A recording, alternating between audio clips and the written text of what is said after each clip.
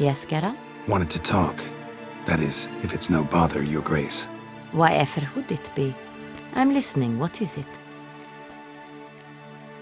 Thanks for sparing the time, Your Grace. Duty calls. You got it. I understand. Understand and approve. What is it?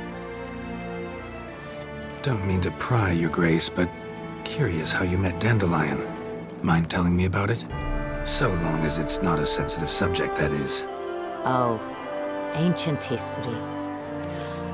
My father announced a grand tourney.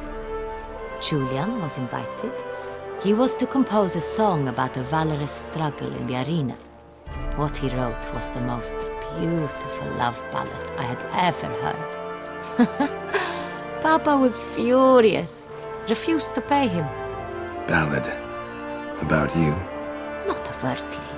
I was married to Raymond at the time, after all. I get it.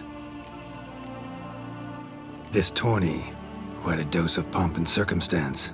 We cherish this tradition. My great-grandmama Adela Marta elevated it to its current status. For the longest time, she could not decide whom to wed.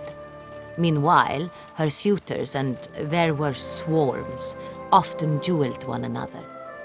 In their contests, Ademarta saw an altogether comfortable way of picking the prime apple from the bushel of potential husbands, determining who had what she valued most in men: strength, valor, and cunning. Thus, she commanded them to take part in tourneys, though in the end she chose none of them, and wed instead the youngest son of Nilfgaard's reigning emperor, whom she met on a journey south. But Beauclair's inhabitants had begun to enjoy the night's sparring. Very much so. And not only they.